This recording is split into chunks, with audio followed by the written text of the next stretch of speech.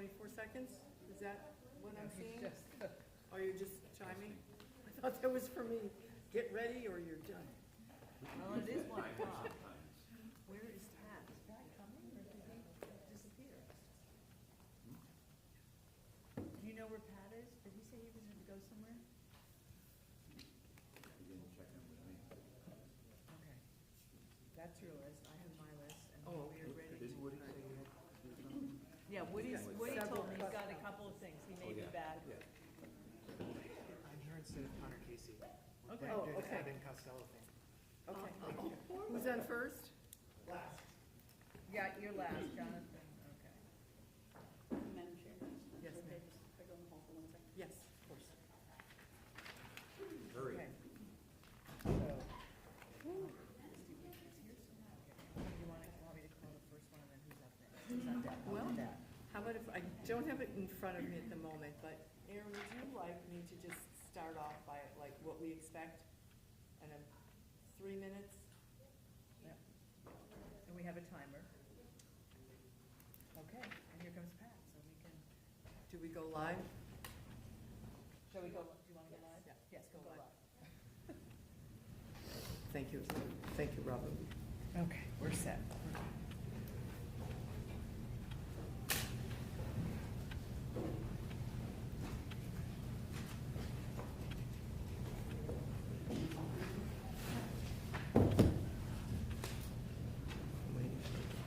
There it is. Welcome back to the Vermont House Appropriations Committee. It is Wednesday, January 10th, 2024, 1 o'clock. From 1 o'clock today, we have our public hearing on the BAA, or the Budget Adjustment Act on FY24. We've been digging into it, and now this is the opportunity for people who have signed up. You'll see them via Zoom and or in person in the room. We were concerned at one point because somehow our chairs keep disappearing in the evening. Did we have enough for the company that was going to be coming? So we will call your name. There's a timer on the screen that you'll see. Each person will have 3 minutes. There'll be a signal as it gets closer so that you can wrap up so that we don't just end it. We're in a public hearing is something that is not a back and forth. For somebody that maybe have not done this before, this is an opportunity for us to just hear.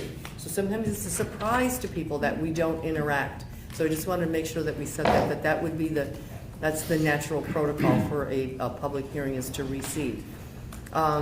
If something should happen and you need to leave or get off Zoom, or you are welcome to, whether you signed up or not, to send a written comments in, and we do read them. We do read them and go over them, but you can send them to where Aaron will post in the chat or in the room where to forward that to. I think we're ready to start with that.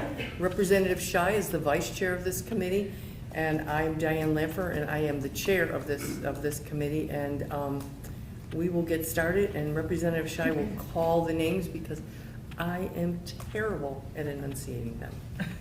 I'll do my best, and please correct right. me if I'm wrong. So first up, we have 2 people that are in the State House. I'll always call the first person and the one who is next. So Stephen Whitaker is first. He's here in person, and he will be followed by Mary Hayden. And people who are sitting here can see the timer in front of them, and I'm seeing it this way, and I'll let you know when with maybe 30 seconds and 10 seconds.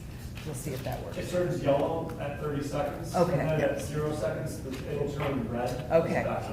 Okay, so.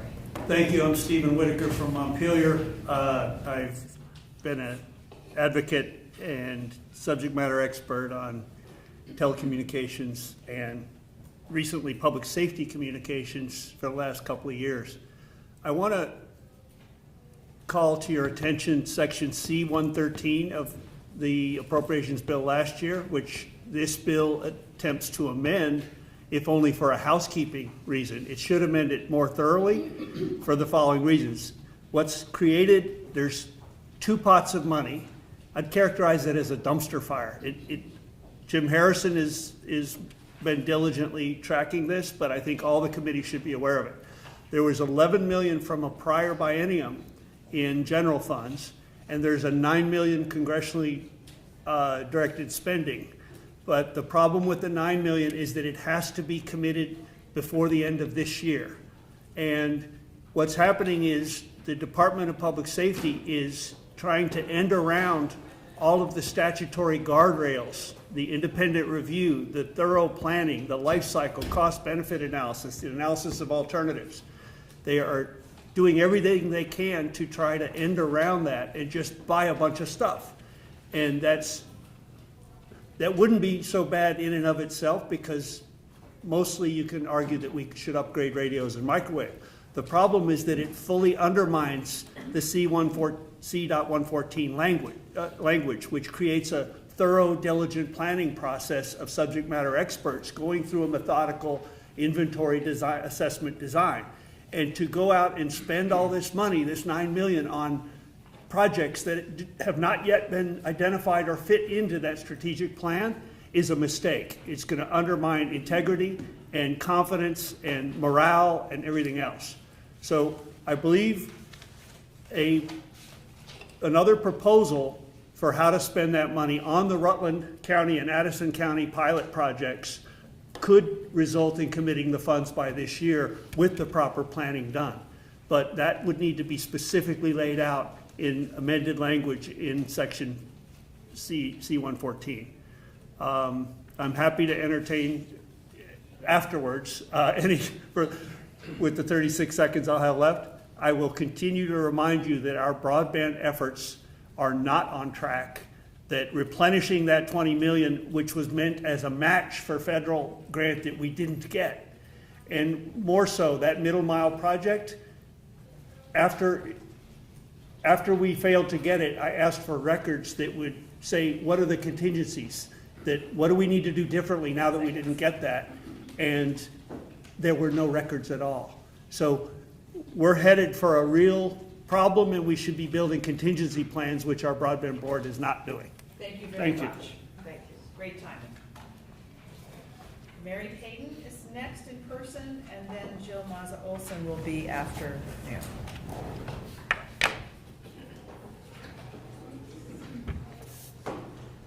Hi, welcome. Hi, good afternoon. My name is Mary Hayden. I am the Executive Director of the Vermont Association of Area Agencies on Aging. I'm here to speak on behalf of Meals on Wheels and the Choices for Care Moderate Needs Group.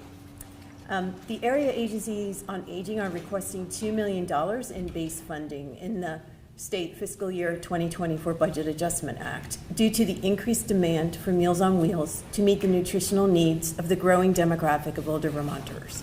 The Vermont Association of Senior Centers and Meals Providers, Hunger Free Vermont, and the Food Bank also support our request. Last year, older Vermonter nutrition programs provided over 1 million nutritious meals to 16,257 older Vermonters, a 5% increase over the prior year.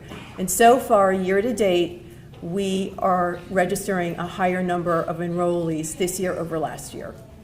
Providing emergency meals and delivery to older Vermonters stranded due to this year's catastrophic flood and power outage events caused more budget shortfalls. Funding for senior nutrition has not kept pace with the aging population. Last year, the legislature added $1 million to the base budget. This welcome increase did not provide enough meals for a growing demographic. Meals on Wheels targets vulnerable older Vermonters who cannot afford food or can't access or prepare it, and helps them remain at home. It provides prepared meals meeting USDA guidelines delivered by community volunteers. It also offers therapeutic meals for chronic disease management. I'm also here to support the Vermont Food Bank's request for $2 million in additional base funding in the budget adjustment process to shore up the state's food shelves, community meal sites, and direct distribution sites stretched to capacity. For Choices for Care Moderate Needs Group, the Vermont Association of Area Agencies on Aging wants the state to restore the $2 million cut made to that program. The Moderate Needs Group program is part of Choices for Care. It provides long-term care services and supports to older and physically disabled individuals and enables many of them to be able to remain in their homes and maintain the quality of life they are entitled to, providing case management services, homemaker, and adult day services. This program saves the state from more costly health care interventions. This is one of the most critical issues for our clients.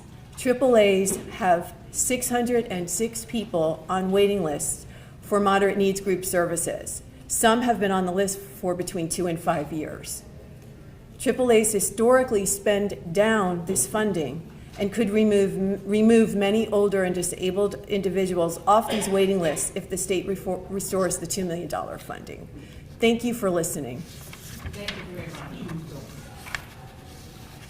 Next up is Jill Maza Olson, followed by Matthew Kiley, who will be remote on Zoom. Good afternoon, thank you.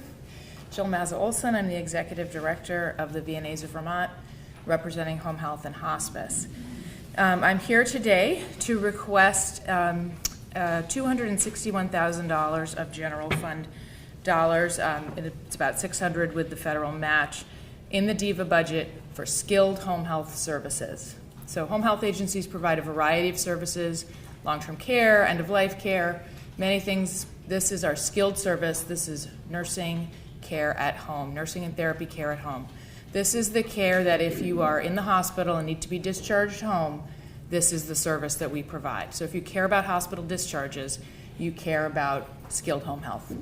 This is the work that we do. 17% of our hospital discharges are to home health in Vermont. We're asking for this in the BAA because we are on a January cycle with DEVA. So they moved us to a January cycle to better align with our federal changes in our payment model and also our hospice payment model, which is also on a January 1 cycle. You actually have a little money in the proposed BAA for that. That's federally mandated, so it's not a question. Where we are today in home health is continuing to be under a lot of pressure. So you took a lot of actions last year, and I just want you to know they're helping. So it is not good yet, but it is less bad for sure. So I just want you to understand that we are moving in the right direction, but we are still in significant trouble. We have most of our agencies continuing to have operating losses, some as large as 25%. So obviously that's not continuable or sustainable. We're still dealing with the pressures of travelers, wages and salaries, historically under reimbursement from Medicaid, and then of course our migration to Medicare Advantage, which is taking our best payer and making it our worst payer. Short version. We're also contending with Medicare cuts. Medicare is cutting us for reasons too complex to explain in 3 minutes, but it is definitely not good. So they're heading toward a 9.48% permanent cut to our base rate. They are phasing it in, but then they have a clawback provision where they can take it all the way back to the beginning of our payment model in January of 2020 and take it all away. So it's pretty substantial pressure. I think that's it. So again, it's about $261,000 in general funds, obviously about twice that on an annualized basis. Thank you very much for your time. Thank you. Next we have remotely Matthew Kiley, who we understand is testifying with another person, so that's a twosome that will get 3 minutes. And after him also remotely is Teresa Vaz, and I'm sorry if I'm not mispronouncing your last name, Teresa. But Matthew Kiley. Hello, I'm Matt Kiley. I'm Matt Kiley, one of 16 community volunteers working to establish a teen center here in Newport.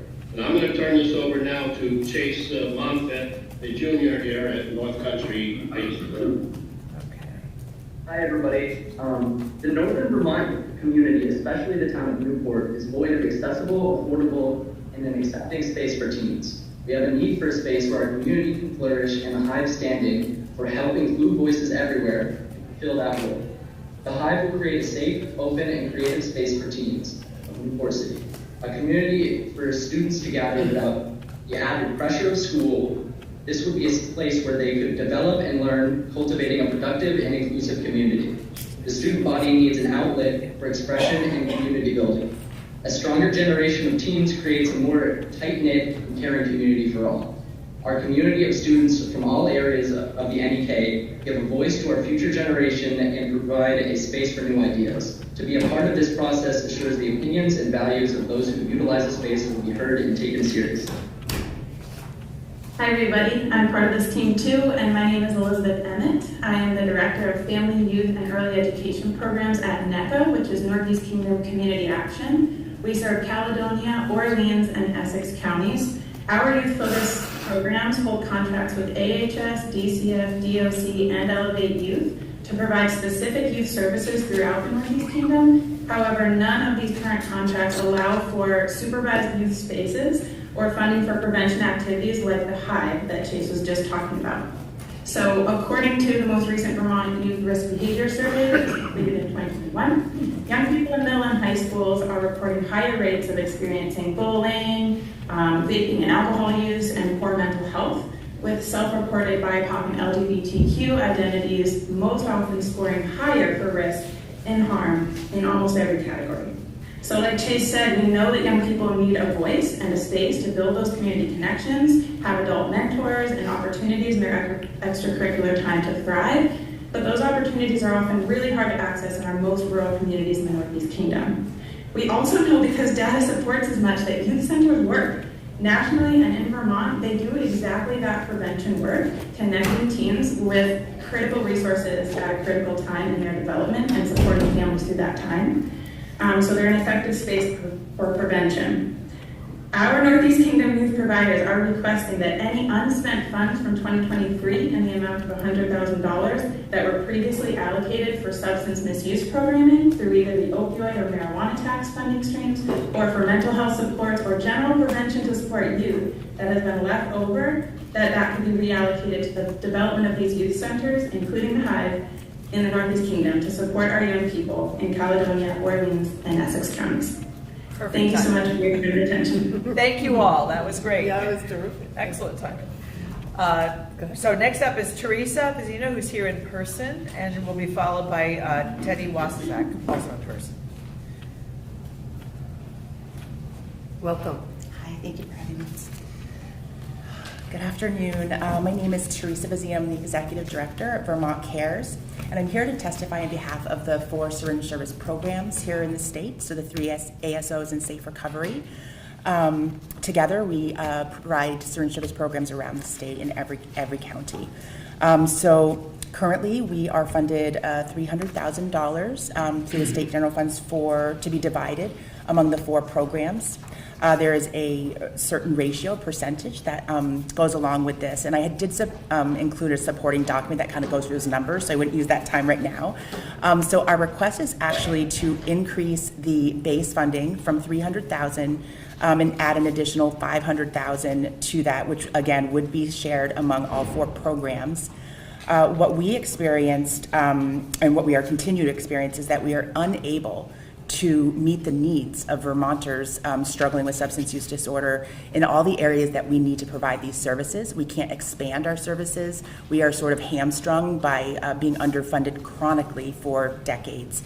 And we are in a crisis. And we actually are finding that in our calendar year 24, which includes 5 months of the state fiscal year of 23, we actually have less funding than we did in the previous year because we did not receive tobacco settlement funds this time. We were unable to roll over funds which we could roll over in CY22, and we didn't request any additional state general funds because we thought we would receive opioid settlement funds. And to date, we have yet to receive 1 penny of the opioid settlement funds. We are being told we'll receive $100,000 per program in the next coming months, but we really needed that before. And so I'm unclear as to what will happen. And even with the opioid settlement funds of $100,000 per program, it still does not even bring us to where we were in the previous year, and so allows us no expansion at all. We struggle with hiring staff, keeping staff. Our wages are so low and the work is so demanding, both physically and mentally, emotionally. So we are really in need of this additional funding for the programs. I think that, I'm going to try to stop this here. We would like to change just a couple small language pieces. currently the language in section E3112, number 5, it specifically says AIDS service organization and other HIV/AIDS prevention programs, and we really just think that should just say Vermont Syringe Service Programs, because that's really who we are, and we want to kind of remove that sort of kind of dated language. And then the AIDS service organizations received in fiscal year 22 a new allocation of $295,000. And so we'd like to just see if we could have that language be confirmed that it's flexible to use between HIV services and harm reduction. And you've emailed that? I have. Okay. Thank you so Okay, much. you have that. Thank you. Thank you. Okay, next up is Teddy Wazak, and followed in person, followed by Nancy Owens on Zoom. Hello, everyone. Thanks for having us in today. My name is Teddy Wazak. I am the legislative policy lead at Hunger Free Vermont. And Hunger Free Vermont is here today to request funding for two specific measures to address what we are calling the cascading crises. And that's, the end of the pandemic era federal emergency allotments for SNAP recipients. That is the catastrophic flooding of July 2023, with which I'm very familiar, as I also sit on the Barrie City Council. And the ongoing extremely high, record high food prices across the country. Because of these cascading crises, a tremendous and unsustainable burden has been placed on the community organizations that provide food to those who need it. So the two specific requests that we are making today is to first help Vermont's charitable food network mitigate these cascading crises by fully funding the Vermont Food Bank's request for $2 million in additional base funding in the BAA. And additionally, to increase funding for meals programs serving older Vermonters and people with disabilities by fully funding the Vermont Associations of Area Agencies on Aging, their request for $2 million in additional base funding in the BAA to support Meals on Wheels and congregate meal programs. And you already heard from Mary Hayden, and my colleague John Sales will be in to talk about the food bank specifically. But in my hat as a city councilor, I can just say that these programs were absolutely vital in the days following the flood. Our restaurants were wiped out and inoperable. Our food shelf was just gone in Barrie, and these are the programs that helped keep people fed in the immediate aftermath of the floods. So these are just two requests that we feel at Hunger Free Vermont are extremely important in making sure that Vermonters aren't going hungry. Thank you. Thank you. Next, we'll have Nancy Owens on Zoom, followed by John Sales here at the State House. Okay, thank you. Hello, and thank you for the opportunity to submit testimony, and more importantly, for your longstanding commitment to affordable housing. My name is Nancy Owens. I'm the president and co-founder of Evernorth. Evernorth works across the state of Vermont to build affordable rental housing in partnership with many regional nonprofit housing developers. And over the last few years, Evernorth and our partners have worked together to build 326 apartments over the past 3 years all across the state in communities like Morrisville and Stowe, Rutland, Colchester, Bristol, and Westburg. These are developments large and small, urban and rural, and over 65 of these apartments have been dedicated for people who are unhoused. And all of these homes remain permanently affordable and will be community assets forever. That's clear even as we think about our whole portfolio of homes, which is about 3,500 homes. Each month, we are prioritizing housing people coming from homelessness, and about 35 people every month are being moved from homelessness into housing. Permanent affordability in Vermont is a value that we have committed to. Back in 1987, when VHCD, the Vermont Housing Conservation Board, was created, perpetual affordability means that housing becomes a resource to a community that can't be lost. And we know there are states who did not adopt this kind of long-term affordability as a state policy. And in those states, units are lost to conversion to market rate housing when those short-term underlying covenants expire. But in Vermont, just as we conserve land, which becomes a forever resource to a community, we also create housing that is a forever resource. From other resources you allocated, Evernorth has another 157 apartments in development or construction across the state in communities like Burlington, Heinsberg, Windsor, and Barrie. We have 12 more projects amounting to 444 new homes in our pipeline, ready to go. But without additional investment directed to the Vermont Housing and Conservation Board by the legislature, some of those 12 projects will stall and may not be built. So continued support for funding for VHCB is essential.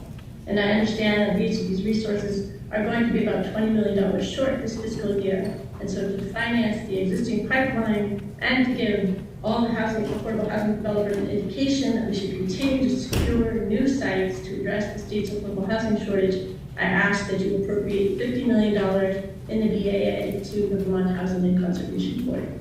Thank you. Thank you very much. Yep, thank you. So next is John Sales in person, and then after that is Amy Scott, who will be on Zoom.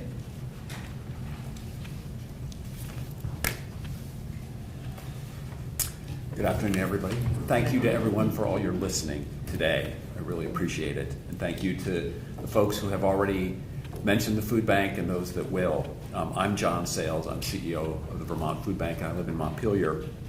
I'm here as well to ask your support for a $2 million base budget appropriation for food acquisition and access in this Budget Adjustment Act, so that the Vermont Food Bank and all of our local partners can more adequately address the ongoing needs of the people in Vermont facing hunger.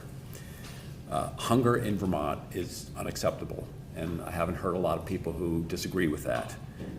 Given the food bank's long-standing partnership with the state, we think it's past time for the state government to join in a sustained fiscal support for the food bank and our many, over 200 community partners' efforts and work in meeting the urgent and fundamental need of getting food on people's plates.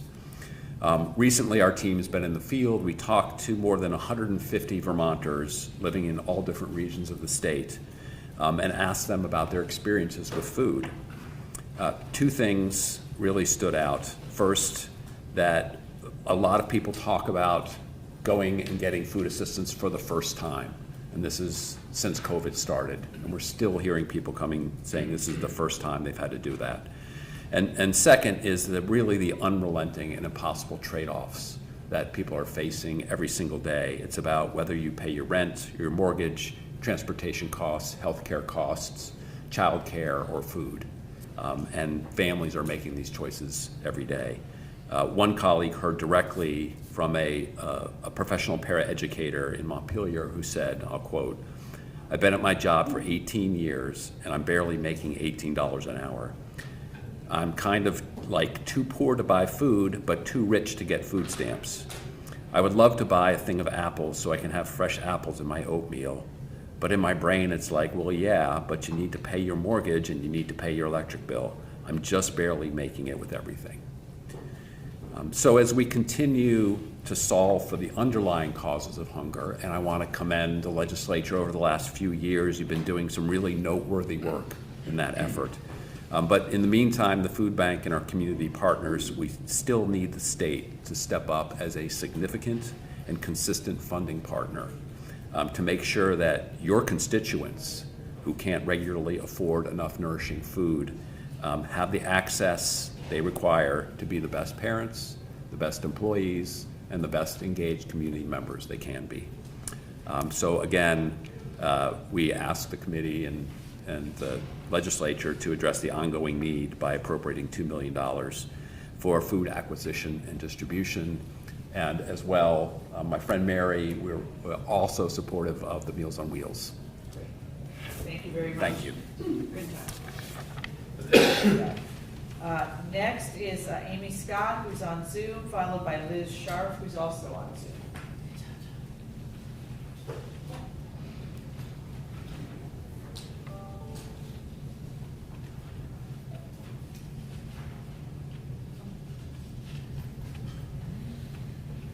Am I there? We can hear you, but we don't see you yet. You'll come. Okay. Give it a There you moment. are. There you are. Okay. Hi. Thank you for allowing me to speak to you today on behalf of food insecure families in Rutland and Bennington counties. My name is Amy Scott. I live in Rutland. I am the food program manager at Brock Community Action. Brock is a partner organization of the Vermont Food Bank. I am joining to ask you to please address the ongoing needs of Vermonters facing food insecurity food insecurity by establishing a base appropriation of $2 million right now in the FY2024 state budget for the Vermont Food Bank. Addressing food security issues is the state's responsibility. The Vermont Food Bank and other organizations are ready and willing to partner with the state as they have been for years. They do need support in order to continue to meet the increased need that we are seeing. Since the rollback of COVID-era funding for 3 Squares Vermont, the inflation of food prices in 2022, and Vermont's flooding in 2023, I have seen an exponential increase in food insecurity in the towns that we serve. At the height of the pandemic, 3 Squares Vermont provided the maximum benefits to all who qualified. During that time, our Rutland Food Shelf was serving 263 individual households per month. Now, Brock's Community Food Shelf in Rutland serves on average 704 individual households per month. This is a 64% increase in the number of community members accessing our food shelf. A local lady on disability who's struggling for transportation stated to me in an email, "Just being comfortable enough to come and utilize food services has saved me so much. What I don't have to spend on eggs or shelf items means that I don't have to go without, and I can choose to save. It gives me food security." To keep up with demand, our food shelf has had to request from the food bank more food and more funding to serve the most vulnerable populations in Vermont. The Vermont Food Bank is our #1 resource for purchasing food and applying for capacity building grants that allow our agency to feed an ever-growing number of your constituents. The Vermont Food Bank focuses on environmentally friendly practices such as the Fresh Rescue Program, which captured and donated 80 tons of groceries for our food shelf in 2023. With the blessing of our families in Rutland and Bennington counties, I ask that you please address the ongoing needs of Vermonters facing food insecurity by establishing a base appropriation of $2 million right now in the 2024 state budget for the Vermont Food Bank. Thank you. You're welcome. Thank you very much. Well, really good on timing today. I was going to, can she see the clock? I don't know. So next up is Liz Sharf, who I see on Zoom, and after Liz will be Frank Knack, in person at the State House. And I apologize if I mispronounced your name. That's correct. Yeah, it's Liz Sharf. You guys can hear me okay? Yes. Okay. So good afternoon. My name is Liz Sharf. I live in Middlesex, and I'm the Director of Community Economic Development and Food Security at Capstone Community Action in Barrie. So like my colleague Amy Scott, who just spoke from Brock, I'm testifying today to ask the legislature to address the ongoing needs of Vermonters facing food insecurity by establishing a base appropriation of $2 million in the fiscal year 2024 state budget for the Vermont Food Bank. As a network partner of the Vermont Food Bank, the Capstone Food Shelf relies on the food bank to provide the bulk of the food we distribute to central Vermonters who utilize our food pantry. And while our agency still needs to raise a lot of money to purchase food from the food bank, the amount that we receive from them in return is far greater than the cost, and much of what the food bank provides is free to network partners. During COVID, thanks to the federal and state support, the Vermont Food Bank was able to provide most of the food for free and thereby freeing up money for Capstone to support other essential poverty alleviation programs, such as our emergency housing and emergency fuel assistance programs. To give you a sense, in calendar year 2022, Capstone served 850 unduplicated families who visited our shelf over 3,700 times. And a year later, so for the calendar year 2023, we have served 1,284 families who visited over 6,400 times, which is a 70% increase in visits and a 51 increase in the number of families.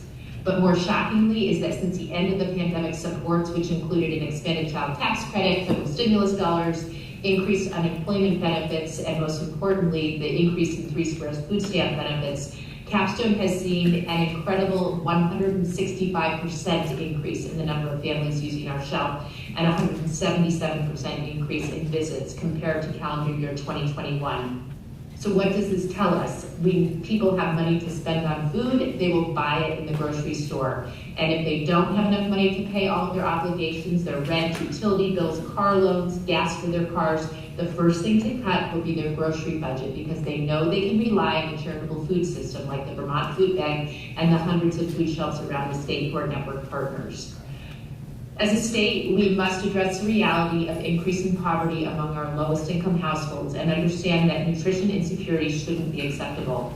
As a nation, we have the means to end poverty as we know it. The money is there, but it requires global changes on a federal level. But until that happens, I'm asking the Vermont legislature to support a base appropriation of $2 million right now in the fiscal year 24 state budget for the Vermont Food Bank. And I'll also, since I have 19 seconds, support the Meals on Wheels as well. Thank you. Great. Thank you very much. Well done. Next up is Frank Mack, who's here in person, followed by Skyler Anderson, who will be remote on Zoom. Good afternoon, Madam Chair, members of the committee. Thank you for the opportunity to testify. My name is Frank Knack. I'm the new Executive Director of the Housing and Homelessness Alliance of Vermont. Just some quick background on HHAV. We are the result of a merger between the Affordable Housing Coalition and the Vermont Coalition to End Homelessness. And so thanks to the great work of this body and the administration, we've had great strides in terms of combating homelessness and our housing crisis in Vermont, particularly during the pandemic years, in terms of increasing capacity of temporary shelters, accelerating the production of affordable housing, and expanding the services that people need so that they can actually stay in their homes and have the services they need to stay in their homes. But we are concerned with what has been proposed by the administration in the BAA in terms of where we go from here. We're concerned that we might start to backslide on the great progress that we've made over the last number of years. And in particular around the temporary shelter program. So you all may have heard the June cohort, which are some of Vermont's most vulnerable people, are at risk of becoming unhoused on April 1 of this year. In addition, we have 600 to 700 households who become potentially unhoused when the adverse weather restrictions expire on March 15th. So we are asking for an additional $12 million to ensure that all those individuals will not face becoming unhoused when both of those programs expire on both April 1 and on March 15th, and that would run us through the end of this fiscal year. In addition, we are asking this body, so last year you all identified a number of priorities in S100 in terms of things we can do towards longer term solutions to our housing and homelessness crisis in Vermont. And we are asking you all to appropriate funds to actually, through the BAA, to realize some of those programs. And so specifically, as you heard from Evernorth earlier, appropriate $50 million for VHCB to fund both existing pipeline of permanently affordable housing projects and provide a clear signal to affordable housing providers that this is a priority for our state. $25 million for VHFA's Home Ownership Development Program, formerly known as many of you all probably know as the Missing Middle Program. This would fund approximately 135 to 145 homes. $2.5 million for the rental arrears funds, $1 million for tenant representation pilot project through Vermont Legal Aid, and in addition, $500,000 for rental housing stabilization through Champlain Valley Office of Economic Opportunity. And just, I know I'm running through this quickly, we have, I've sent a handout, so you all should have this available in electronic copy. And just want to reiterate, HHAV, we are an organization that represents over 60 frontline organizations and providers working on both the housing side and the shelter side. We are ready to support and work with the administration and with this body to look towards long-term solutions to our temporary shelter crisis. But in the meantime, we need to ensure that everyone who is currently housed through those programs maintains their housing. Thank you.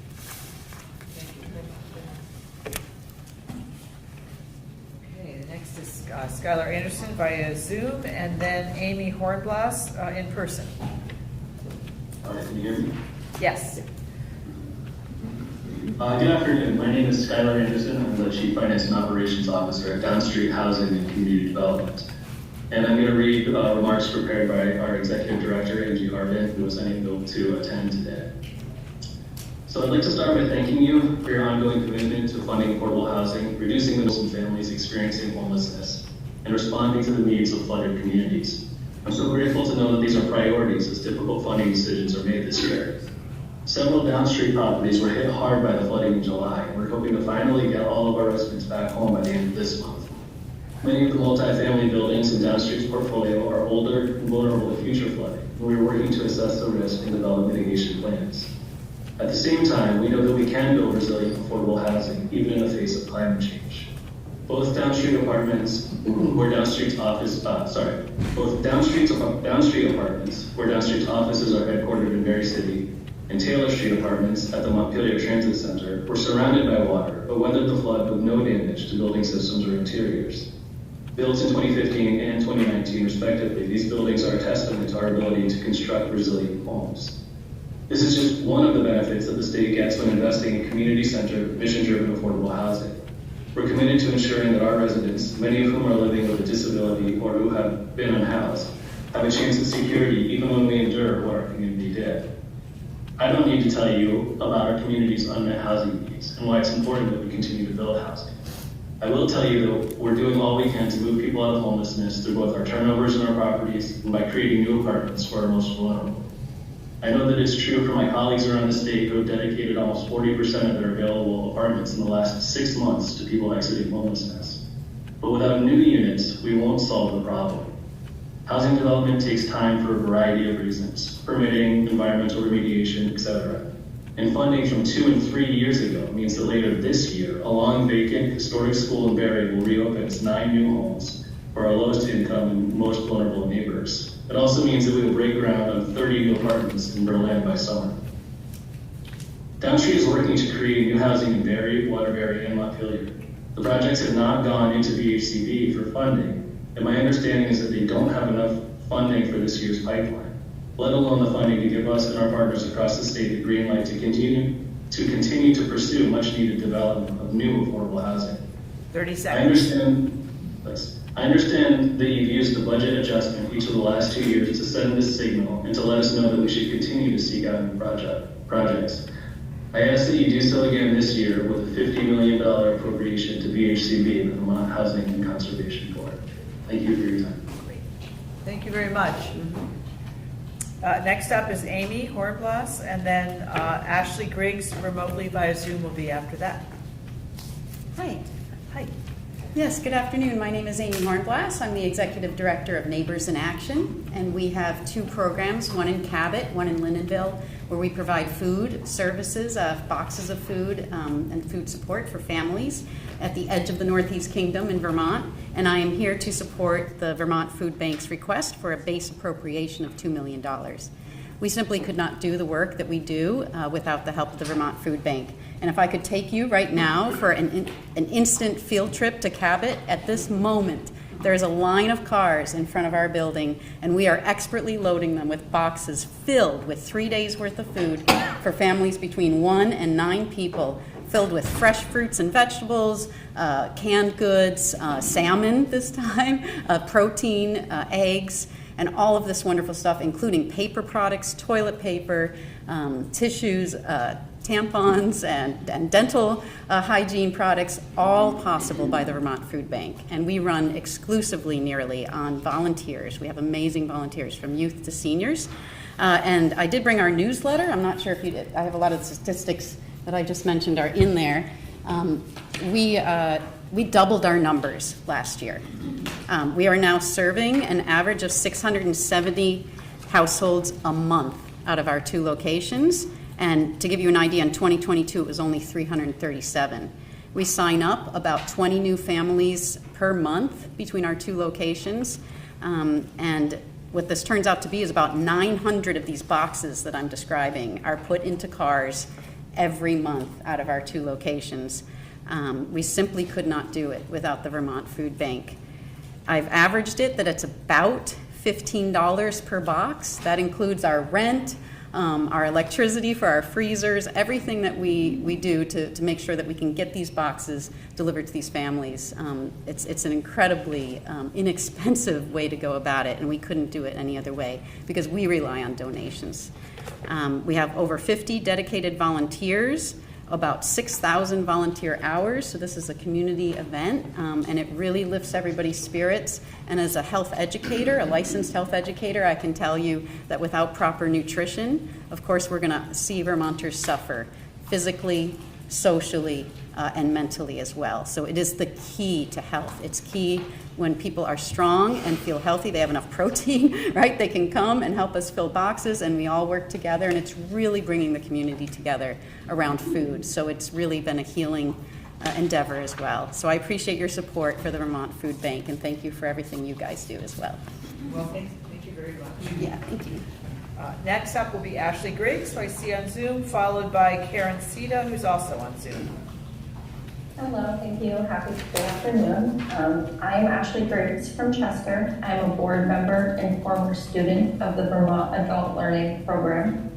I'm here to ask you to please provide an increase of $500,000 in base funding to fill a gap between our original budget requested and the actual budget of last session.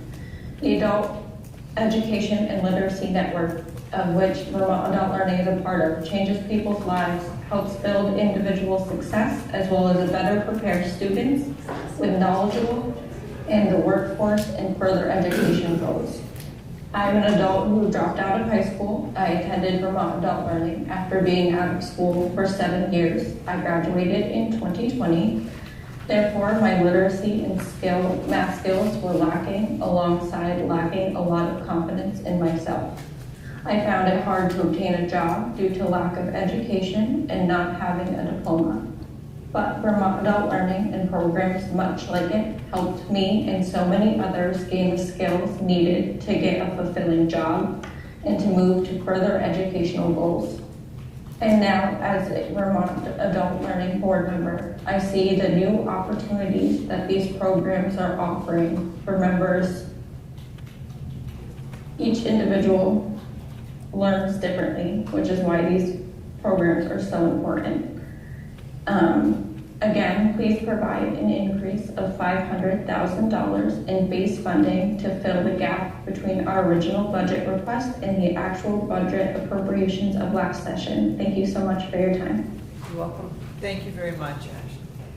Okay, next up is Karen Sita, also on Zoom, followed by Karen Harker, who's here in person. Can you hear me?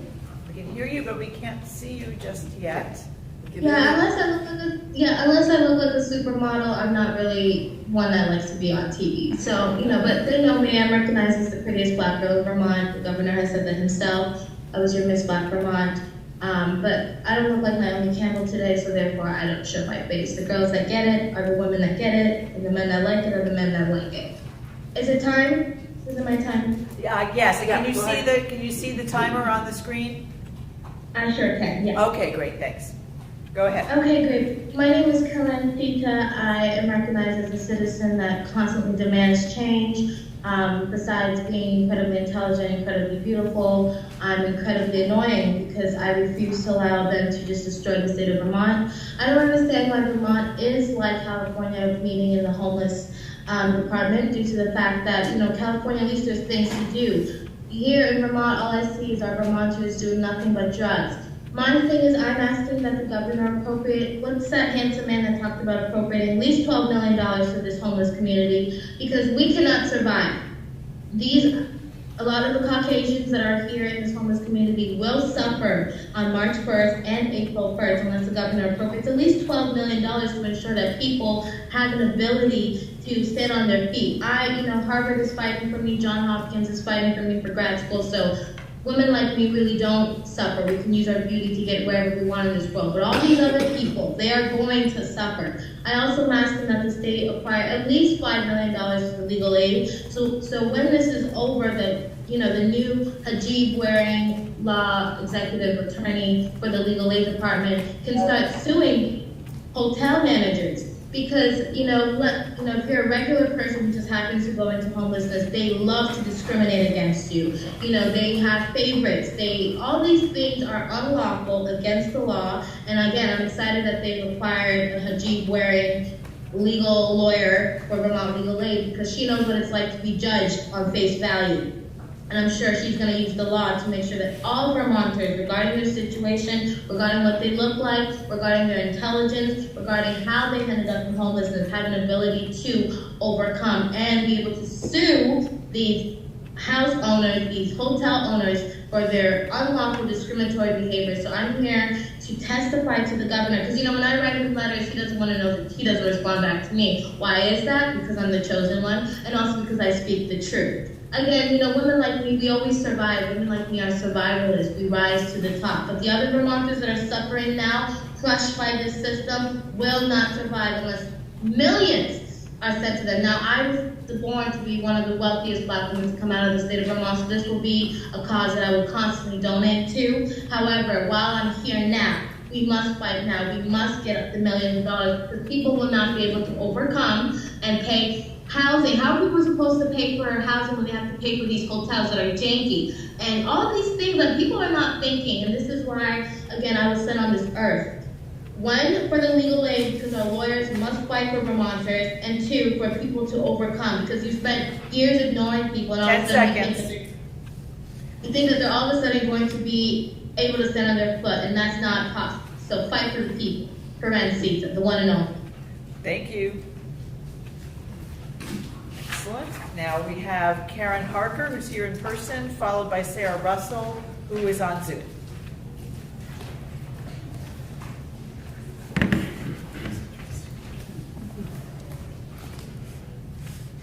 Hi everyone, my name is Karen Harker and I live in the town of Sharon and I'm the Regional Director of Vermont Adult Learning, Windsor County.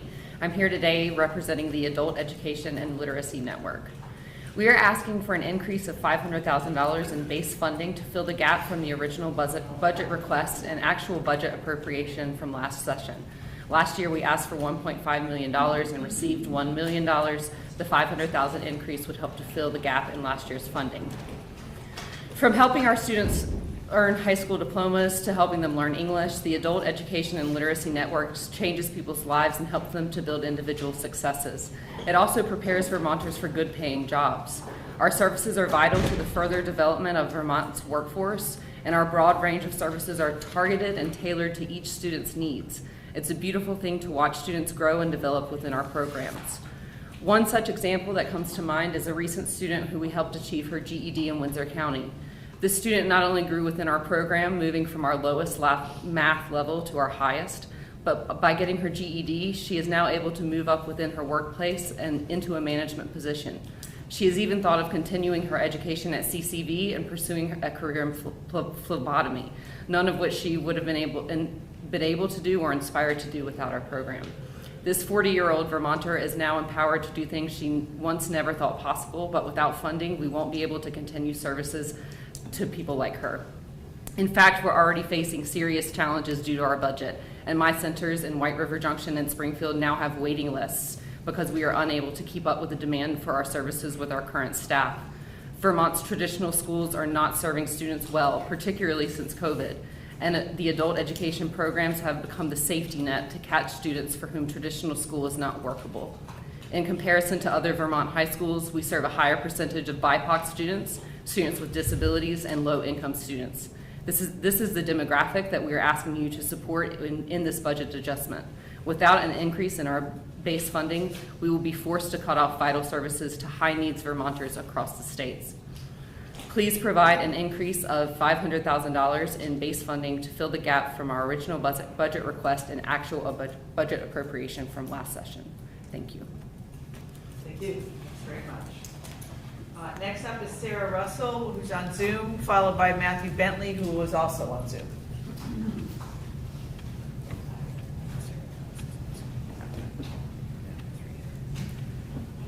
Hi, my name is Sarah Russell, and I'm the Special Assistant to End Homelessness for the City of Burlington and the co-chair of the Chittenden County Homeless Alliance. The City of Burlington and the Homeless Alliance have serious concerns and questions about AHS's proposed plan to end the pandemic era motel program, and instead support extending motel stays while we continue housing everyone, which will be less expensive and more effective.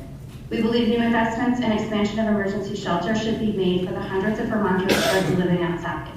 Officials from AHS have reported new temporary shelters would serve about 225 people from the motel program, which leaves the remaining 500 to 600 households from the June cohort without shelter of any kind after April 1st. It's widely known that households in the June cohort are comprised of our most vulnerable community members. Beginning with 256 households in Chittenden County, the June cohort has been reduced to 116 households. Our plan to responsibly transition these households to permanent housing is working, but without the stability of shelter, households will no longer be able to focus on moving toward permanent housing as the priority becomes focused on survival. The cost projections for the proposed temporary shelters do not result in significant savings. The requested $4 million to fund 5 new emergency shelters over 3 months equates to an average of $197 per bed night. The average cost of the motel program, as reported by DCF, is $132 per household. The Burlington Warming Shelter provides low barrier shelter at a rate of $217 per bed night per person. It seems to create and operate new temporary shelter for April instead of paying for hotels would likely cost an extra $60 to $90 per person per night.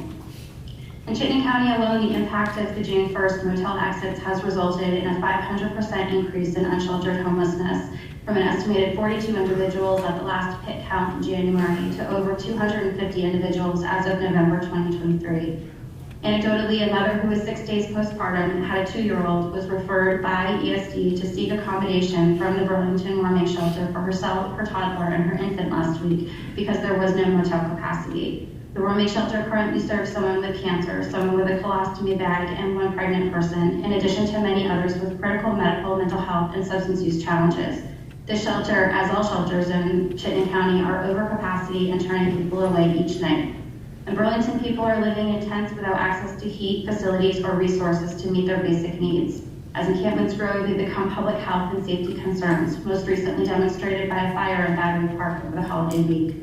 AHS has shared concepts ranging from purchasing motels to be converted to permanent housing or emergency shelter, to non-congregate shelter, to semi-congregate shelter with temporary structures, to mass congregate shelter on public buildings. Our communities cannot continue to respond to variable and non-specific proposals. Without the stability of the emergency shelter system, just as our clients cannot focus on permanent housing efforts, 5 seconds. Without clear communication and partnership, service providers, legislators, and stakeholders continue to play catch-up and are unable to be proactive. Thank you. We need to cut you off now. The 3 minutes are up. If you've submitted testimony, then we have that also. Thank you very much.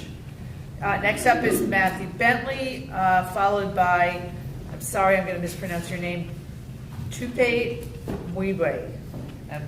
You'll correct me when you're on. Matthew. Hi, can everybody hear me? Yes. All right, I'm going to first apologize for my voice. I do have the flu, which is why I'm not coming there in person. So I'll try to keep this concise. Hi, my name is Matthew Bentley. I'm the Regional Director for Vermont Adult Learning in Windham County. I am here as a member of the Adult Education and Literacy Network. Please provide an increase of $500,000 in base funding to fill the gap from our original budget request and actual budget appropriation from last session. The Adult Education and Literacy Network changes people's lives and helps them to build assets for individual success. We know increasing literacy in reading, writing, and math will open up opportunities for students, including better jobs, furthering their education or developing job skills, having a better life for their family, and being able to do basic tasks for themselves and be self-sufficient. At our home office in Brattleboro, we witness such great growth in our students we serve despite their barriers, of which there can be many. Aside from the disadvantages traditional students ages 16 to 60 can face, from low income to physical, mental, and emotional health concerns to bullying and homelessness. We also provide services to hundreds of English language learners and new Americans that have come to our area. In Burlington alone, our ELL for new American classes currently hold 58 individuals across 22 classes that we offer weekly. And we are expecting another 150 new Americans in the next coming year. This has increased our need for instructors as well as paying for space to hold these classes. Again, I would like to ask that you please provide an increase of $500,000 in base funding to fill the gap from our original budget request and actual budget appropriation from last session. Thank you for this time, and I'm glad I was quick for you. And Thank you very much. Hope you feel better. Thank you. Next is Chupai Muiwe. I apologize. Followed by Helen Rordvet, who will also be on Zoom.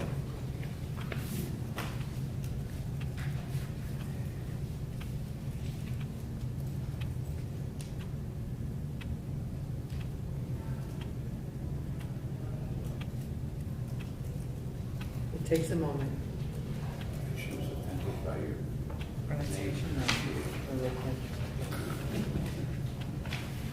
It's like my land fear.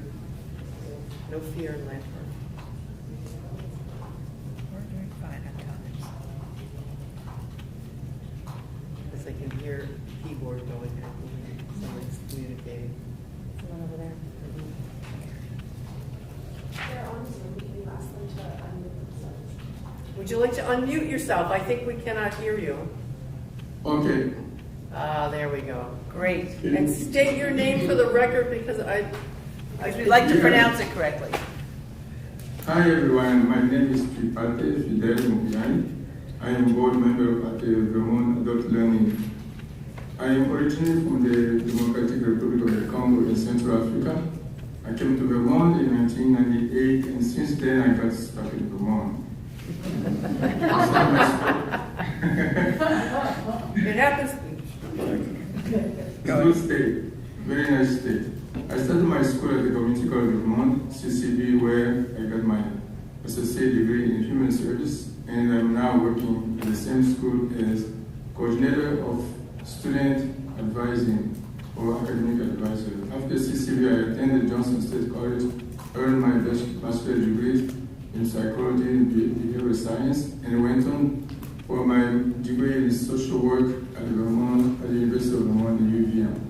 I tell you this short story of my life and my studies to emphasize the importance of work done by organizations such as the Adult Education and Literacy Network.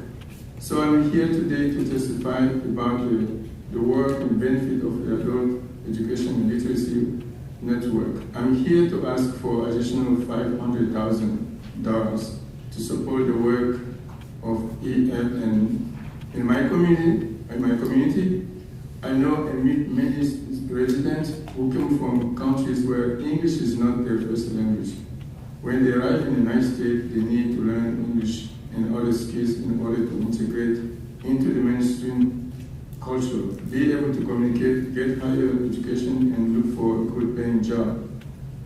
I also work with many American-born students who attended one of the AELN schools in their towns. Both refugees and immigrants, as well as American-born students, have been successful because the education they got from those organizations were so well structured and student focused. There are many benefits when attending an adult learning school, but because of the short time given me, I will address a couple of them. Our schools offer a broad range of services, and those services are targeted, tailored, and relevant to each student's goals and need. Our schools offer different tools to enable students to reach their full potential. If you have a chance to meet our alumni from your cities or towns, they will tell you how they enjoyed their journey. And also, they will tell you that attending AELN school was one of the best choices of their lives. 10 seconds. Our schools also prepare Vermonters for a good paying job. I have seen students going from learning English to becoming teachers, registered nurses, doctors. Thank you. Politicians. I'm afraid your time is up. Thank you very much. Thank you. Next up is Helen Wordfet, also on Zoom, followed, we are skipping one person who had to sign off and will submit testimony. So after Helen is Eric Fritz, also on Zoom. So Helen, there you are. Hi everyone. Thank you for having me today. My name is Helen Rordvet, and I am the Director of Programs for the Northeast Organic Farming Association of Vermont. I live in Burlington, and we work statewide to represent organic farmers across the state.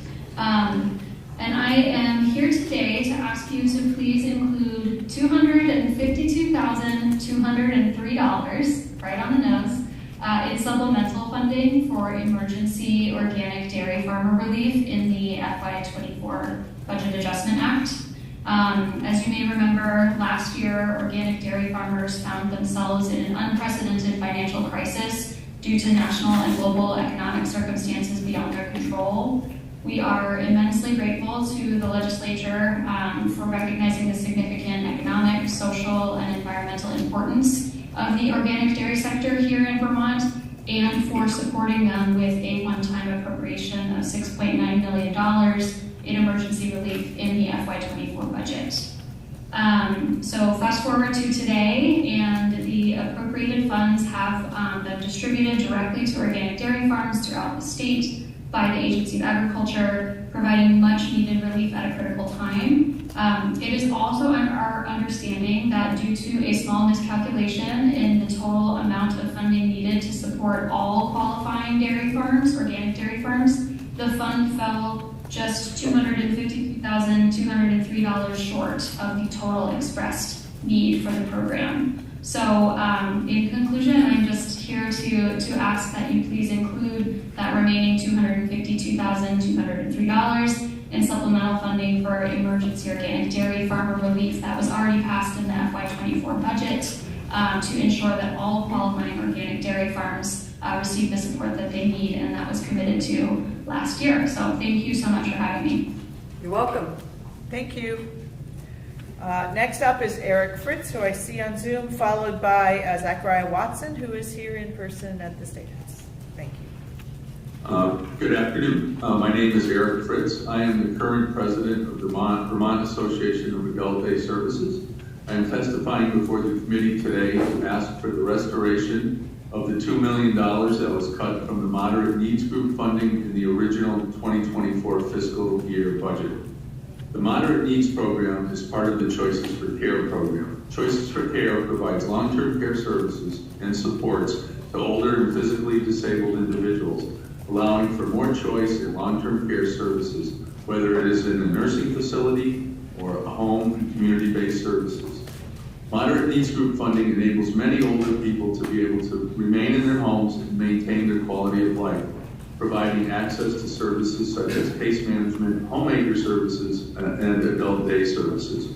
Remaining safely in their homes is both a benefit to the client as well as to the state, given the high cost of long-term care services and supports. The Vermont Association of Adult Day Services requests that you restore the $2 million of Moderate Needs Group funding that was cut from the fiscal year 24 Budget Adjustment Act. Adult day programs received a reduction of $832,138 in Moderate Needs Group funding in fiscal year 24 as compared to fiscal year 23. I reached out to my colleagues in other adult day programs to establish the impact of this reduction. Currently, there are at least 25 people on wait lists to receive adult day services. Adult daycare providers will hesitate to accept Moderate Needs Group referrals if they anticipate not having enough funds. And there is a backlog of individuals waiting to be approved for Moderate Needs Group programming. With the exception of one program, we all have the capacity to serve more Moderate Needs Group participants. However, we would not be able to do so if this funding is not restored. The Vermont Area Agencies on Aging were also impacted by the same funding reduction. And as you have heard by earlier testimony as you have already heard from their earlier testimony regarding the impact of their Moderate Needs programs. Thank you. I'd like to thank the committee for your consideration. Welcome. Thank you. Thank you very much. Next up is Zachariah Watson, followed by Sarah Keblin, who will be remote. Brought a visual for you guys. Hi, I'm Zachariah Watson. I'm the Executive Director for Central Vermont Habitat for Humanity, and I'm here testifying on behalf of the 6 Habitat for Humanity affiliates that are providing affordable home ownership opportunities in every corner of the state. So today we are asking for the General Assembly to appropriate $25 million to the Middle Income Home Ownership Development Program, otherwise known as the Missing Middle Program, in the fiscal year 24 Budget Adjustment Act. So last year, Habitat affiliates received middle income homeownership development subsidies to build 15 housing units, which will provide affordable homeownership opportunities for low-income Vermonters. These homes are being built in 7 counties in the towns of Greensboro, Randolph, Barry, Vergennes, Manchester, Rutland, and Burlington. And the average subsidy for each unit was $73,000, a little bit more. The Middle Income Homeownership Development Program is particularly important to us because we, like everyone else in the construction sector, saw an enormous increase in the cost of construction. And even with the use of volunteers and donated materials, for the first time we are actually seeing a cost of construction that is exceeding the appraised value of our homes. So this program has actually helped us bridge that gap of construction versus what it can actually be sold for. It's also enabled us to increase our subsidies so that we can partner with even lower income Vermonters. For example, these subsidies enabled us to partner with 3 families who all earn below 70% of the area median income. This includes a teacher here in Barry City, an immigrant from Rwanda, and a single grandmother and her 2 children. 2 of these families don't have enough room for their kids to sleep in, so one of them sleeps in the living room. The other sleeps in a makeshift bed in the hallway with a curtain draped from the ceiling for privacy. Another lives in an uninsulated barn with a bathroom. So one of these partners also lives in subsidized housing in Montpelier and is a rare success story of a larger problem of a broken housing pipeline, which I believe the Middle Income Homeownership Development Program can help fix. So that's why I brought this nice visual. This represents the housing needs or the pipeline in Vermont. At the start here are those that are in need of subsidized rentals. There's a huge need for this. We know this. Organizations have waiting lists that go on for years. So this is our first bottleneck, is creating a bulge here. So anybody that's able to get in this and access these subsidized housing, then if they want to actually get out of subsidized housing, they run into the challenge of the benefits gap. 30 seconds. Right, so anyways, they can't get out of it because there's not enough affordable housing that's being built that they can afford. The Missing Middle Development Program is a way to open that spigot so we can start to build more affordable housing, start to get people out of the subsidized housing, which opens up more beds for these folks over here to get into the subsidized rentals. Thank you so much, I appreciate it. Okay, next up is Sarah Kevlin, who's on Zoom, and will be followed by Mike Miller, who is here in person. Good afternoon, thanks for having me. My name is Sarah Kevlin. I live in Huntington, and I'm the Director of Communications and Marketing at Vermont Food Bank. I'm here to ask you to support Vermont Food Bank's request to address the ongoing needs of people in Vermont facing food insecurity by establishing a base appropriation of $2 million for Vermont Food Bank in the 2024 state budget. Food insecurity, I think as we'll all agree, for any individual or family in Vermont is not okay. We all know there's an urgent and important need right now that will continue for the foreseeable future. We're asking state leaders to support the work of Vermont Food Bank and its many, many community partners across the state in continuing to meet this increased and urgent need. As I listen to the many challenges facing neighbors across the state, and I thank the many folks testifying and advocating today for so many important supports, it reinforces that Vermont Food Bank and our partners, some of whom you've heard from today, are a steady resource for meeting basic food needs as so many other challenges mount. We see increased people coming to us and partners for help, and we'll plan to be here for the next acute crisis as well, whether a weather event or program disruption.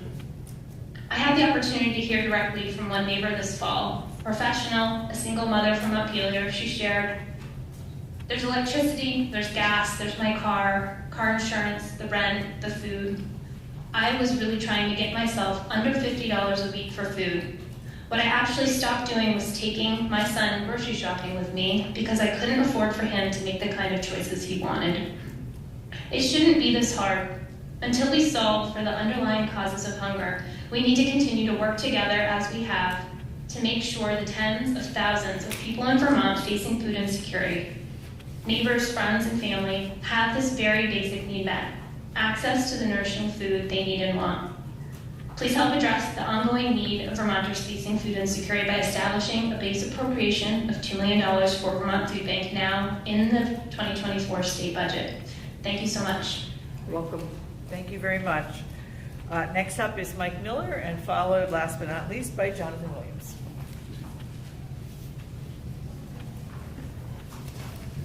Good afternoon. My name is Mike Miller. I'm the Director of Planning and Community Development for the City of Montpelier, and I'm here to represent the urgent request for the budget adjustment that has been sent to you by Representatives Peter Anthony, Connor Casey, Kate McCann, and Jonathan Williams, and you have some information that they have sent you. While we anticipate that many of our proposed measures will be considered for the FY25 budget, we wish to highlight two immediate areas that require attention. The first is a $15 million municipal funding request. In addition to the pressing issue of tax abatements, cities and towns impacted by flooding are grappling with severe compromised budgets. As communities prepare for town meeting day, we face the prospect of making drastic cuts to essential services, including cutting public safety, senior programs, and public transportation. This financial strain comes at a time when these services are most critical and more critical than ever during our ongoing recovery. The second request is for $10 million, and this is for funding for the Flood Resilient Community Fund. The Flood Resilient Community Fund provides flexible grants to raise buildings, demolish or buy out homes severely affected by the flood. Individuals in this category have lost everything, and urgent need for grant assistance to navigate their current situations is needed. As we seek to enhance housing opportunities across the state, we need to ensure that we are preserving our existing housing, and this should be a priority, especially for those unfairly placed in this position through no fault of their own. We acknowledge that these requests come amidst budgetary constraints and competing interests, and the city of Barry and Montpelier will provide a more comprehensive overview of the specifics needed, and we are available to testify and facilitate testimony from concerned parties. In the last minute, I want to go and give a little bit of my experience this summer on July 10th and 11th. After the flood, I had the opportunity to go and find and seek out the most impacted members of our community of Montpelier to go and find out what were their needs. And this included 2 single moms with kids, retired seniors, and these were on Lower State Street, Lower Elm Street. These were houses, modest homes, modest apartments with flooding into their first floors. So we've tried to prioritize these individuals to try to make sure that they have the assistance that they need. In my role as planning director, I contacted the regional planning commissions and other planners about their experience with Irene, and FEMA is not going to be a good program to help these individuals raise and save their homes, which is why I requested from our delegation to bring this request to you that we could get funding, very urgent funding, to help folks, regular folks, just get the housing they need to fix their houses. Thank you. Thank you very much. And last is Jonathan Williams.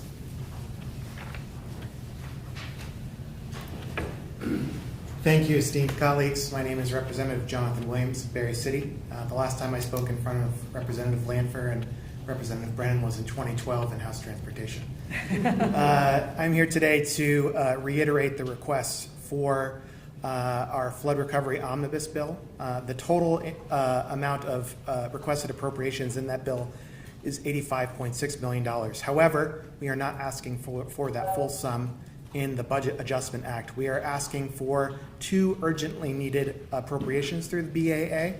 As you heard, one was for the flood recovery fund, or flood recovery program, now renamed in the Act to flood resilient recovery program, to lift or buy out homes, remediate homes impacted by the flooding, specifically homes that were denied buyouts from FEMA. I would note for you all that one prime example of such a home are the homes that were impacted by landslides. In my community during the summer, at one time there were 25 active landslides in Barry City. We are 4 square miles. Those homes, many of them, are not eligible for FEMA buyouts because they were not flooded. The second, and to my mind, most critical element of this entire bill is $15 million through the BAA for municipal lost revenues. That would cover, in part, the $1.45 million Barry City budget deficit that we are facing because of the impact to our grand list and the $1.5 million budget deficit that Montpelier is facing. These are not made up numbers. These numbers are based, in fact, an eighth of our grand list was damaged or destroyed from the flooding, an eighth. If this is not addressed through the Budget Adjustment Act, we are facing on just the municipal property side tax of things, just on that, ignoring the education component, a 20% property tax increase. No community could deal with that and survive. Especially not Berry City. Our median income is half that of their surrounding communities. So I ask for your consideration, especially considering the fact that town meeting day is fast approaching and our community members need to know what we're facing when it comes to our town budgets. And so there is a severe time restraint that we're facing here, and that is why we're asking for those two elements to be in the Budget Adjustment Act. Thank you for your time. Happy to talk offline. Thank you very much. That was our last speaker, Madam Chair. Okay. And last call, anybody? Okay. So, just if you're listening online, thank you very much for all those that have attended and those that are even listening in. I think you can get a flavor of some of the issues in Vermont and some of the things that were not in the recommended BAA that we'll have to consider how to, everything's a trade-off in many ways. So committee, we're a little bit early. Why don't we take a break? We'll reset, come back, say like at 2:45, 2:50, or let me ask. Yeah, 2:45? 2:45, yeah. Representative Bloomley has to be on the floor at 3. Yeah, so then she can participate for a little while before I mean, I know. First bill is 8:27. I would love to go do the intro on that. The gentleman who's doing the devotional today came from Ireland, was a part of our group. I'd loved it. So if you want to start us moment of silence, right? or something, all right, I'm not too sure, so I'd like to go check that out. All right, let's start 2:45. 2:45. Okay. All right. 3. We can go offline. Sorry, Karen. Wait, I need to say it outside. So, you want to?